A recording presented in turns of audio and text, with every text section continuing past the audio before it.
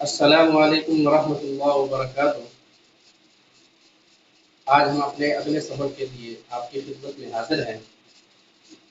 ہمارا جو آج کا ٹاپک ہے وہ بہت ہی اہم اور ضروری ہے، اور وہ ہے طہارت اور پاکیزگی۔ سب سے پہلے اس طہارت اور پاکیزگی کے بارے میں چند تمہیدی باتیں میں آپ لوگوں سے آج شیئر کرنا چاہتا ہوں۔ ان میں سے ایک یہ ہے کہ دین اسلام میں جو طہارت ہے یہ صرف چند عبادات کے ساتھ مخصوص نہیں ہے۔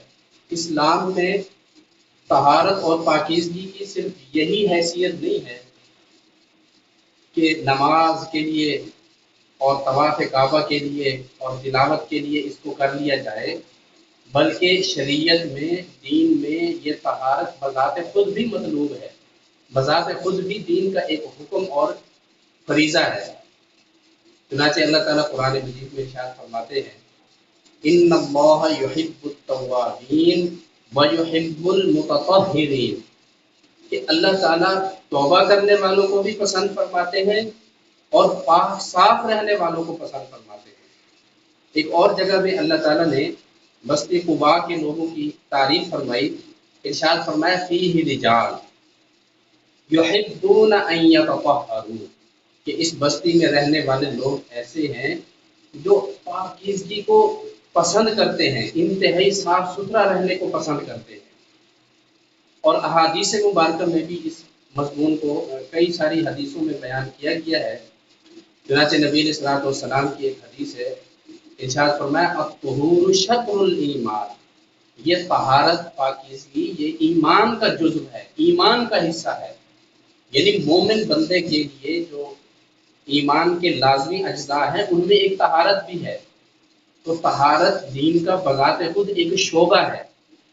اور دوسری بات یہ ہے کہ ایک سلیم الفطرت آدمی اور صحیح المزاج آدمی جب وہ کسی نجاست سے آلودہ ہو جاتا ہے، یا اس کو پیشاب پخانہ کا یہ ایک سخت کیفیت محسوس ہوتی ہے، یا وہ جماع وغیرہ سے فارغ ہو جاتا ہے، تو اس کو اپنے اندر ایک عجیب کیفیت محسوس ہوتی ہے، اس کی طبیعت میں عجیب تقدر سا، انقباض سا محسوس ہوتا ہے۔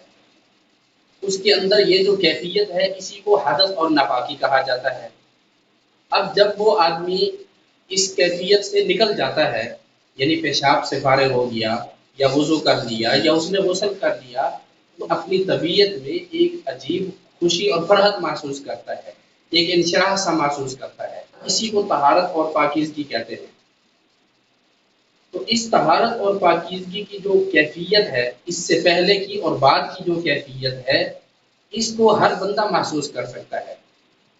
یعنی وہ ان دونوں حالتوں اور کیفیتوں کا بڑے اچھے طریقے سے وجدان کر سکتا ہے اور اس کو محسوس کر سکتا ہے۔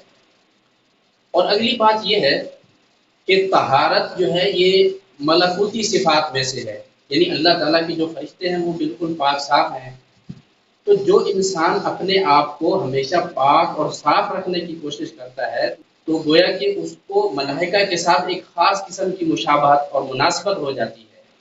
اور جبکہ دوسری طرف جو بندہ نجس رہتا ہے، ناپاک رہتا ہے اور حدث کی حالت میں رہتا ہے، تو اس کی جو مناسبت اور مشابہت ہے وہ شیاطین کے ساتھ ہوتی ہے۔ تو انسان جب ناپاک ہوتا ہے تو اس کے اوپر وساوس کا غلبہ ہو جاتا ہے، شیطانی خیالات اس کے اوپر غلبہ کر جاتے ہیں۔ تو اسی وجہ سے طہارت اور پاکیزگی جو ہے انسان کے لیے ضروری ہے۔ اور اس سے یہ بھی معلوم ہو گیا کہ طہارت بذات خود دین کا ایک بہت بڑا شعبہ ہے۔ اور جو انسان بے وضو کی حالت میں ہوتا ہے تو اس کے اوپر شیطانی اثرات زیادہ ہوتے ہیں۔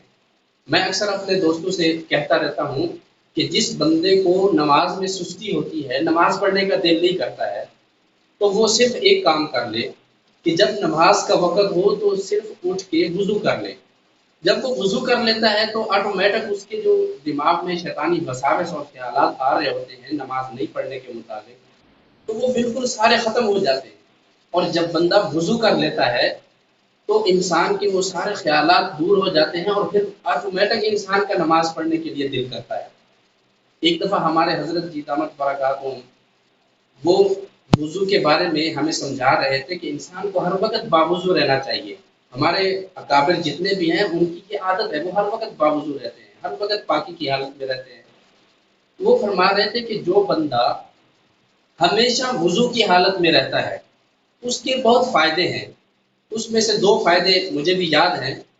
ایک حضرت نے فرمایا تھا کہ جو بندہ ہر وقت باوضو رہتا ہے، پاکی کی حالت میں رہتا ہے، اس کے لیے ساری عبادات آسان ہو جاتی ہیں. نماز پڑھنا اس کے لیے مشکل نہیں رہتا، قرآن کی تلاوت اس کے لیے مشکل نہیں رہتی، اس لیے کہ وضو اس کا ہر وقت موجود ہے. اور جب بھی وضو ٹوٹ جائے تو وضو دوبارہ کر لے. تو جب اس طرح انسان پاکی کے ساتھ رہتا ہے تو ساری عبادات اس کے لیے آسان ہو جاتی ہیں، اس کے لیے کوئی مسئلہ ہی نہیں رہتا ہے.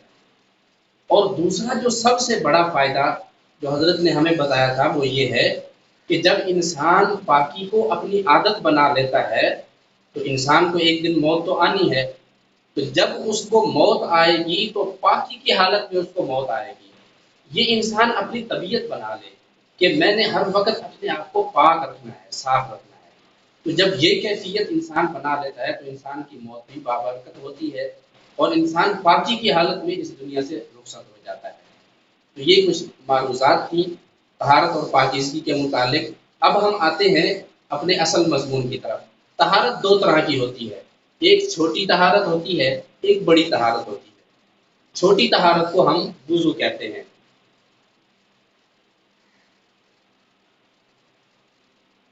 اب وضو کیا چیز ہے؟ وضو کے اندر کچھ چیزیں فرض ہیں، کچھ چیزیں سنت ہیں اور کچھ اس کے مستحبات اور آداب ہیں. سمجھ لیجئے کہ وضو میں کل 4 چیزیں فرض ہیں. سب سے پہلا فرض چہرے کا دھونا.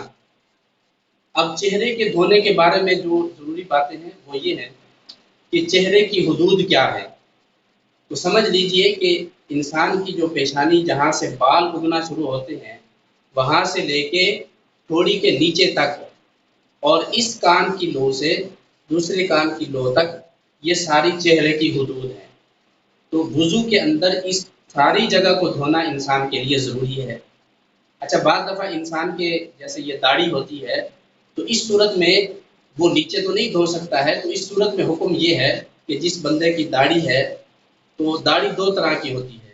ایک وہ ہے جو بالکل ہلکی ہو، اس میں سے کھال نظر آتی ہو، تو اس صورت میں اس کھال کے اندر تک پانی پہنچانا لازم اور ضروری ہوتا ہے، اس کو اچھی طرح دھونا ضروری ہے. اور اگر بال اتنے گھنے ہیں کہ اندر کی کھال نظر نہیں آتی ہے تو اس صورت میں حکم یہ ہے کہ جو بال چہرے کی حدود کے اندر ہیں، مثلا یہاں تک، تو اتنے بالوں کا دھونا، اوپر سے دھونا یہ فرض ہے.